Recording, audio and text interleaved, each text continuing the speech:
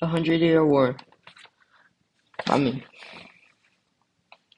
the Hundred Year War was not a fun time to be alive in England or France. While you had the war going on, you would still have to think about other Middle Ages problems like the plague that could occasionally come in and kill half of the population. And then you got the rebellions against the king that could usually end in a bloody civil war.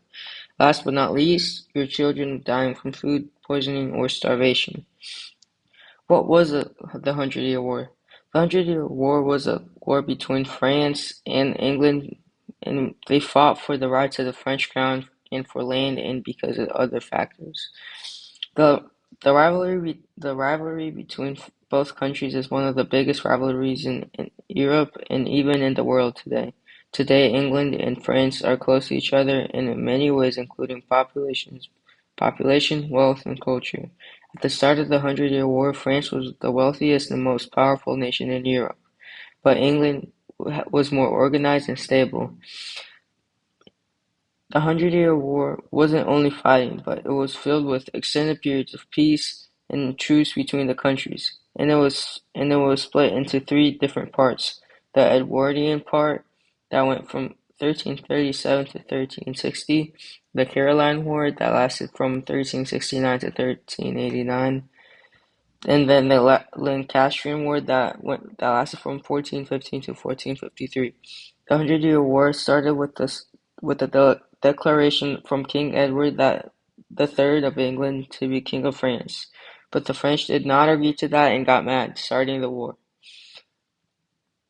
The English had a lot of territory in France, and that was also one of the reasons for the war, because those were originally French land, and that angered the people in those lands because they didn't want to live under English rule. Those territories changed hands multiple times between France and England until the end of the war, in which France kicked England out of the continental Europe. The Edwardian War was the first part of the Hundred Year War and showed that the English were better in all ways during the first period of war. The French were overwhelmed by the English forces even though they had many advantages. The English won the war and placed many harsh terms on the French.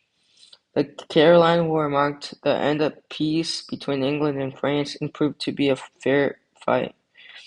It started when Edward declared himself King of France, just like his grandfather. But Charles V was also not helping when he took back English lands to France. There wasn't a clear winner as the Caroline War didn't end with a treaty but with a truce. This was this was one of the least action-packed wars out of the three different wars in the Hundred Year War. The Lancastrian War was the deadliest and most interesting war out of all of them. It started when Henry V stated that he would plunder France and that he would also permanently take over France and make an empire. The English had a great start by capturing Normandy and the capital of Rouen.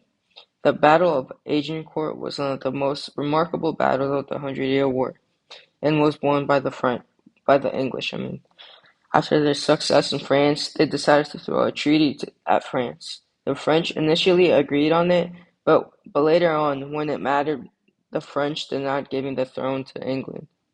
The English would have the English would have to keep on fighting with the Armagnac side of the government, but later on the Burgundians would join the Armagnacs to try and defeat the English. After many battles lost by the English side, France would see a revival which marked as a turning point in the war.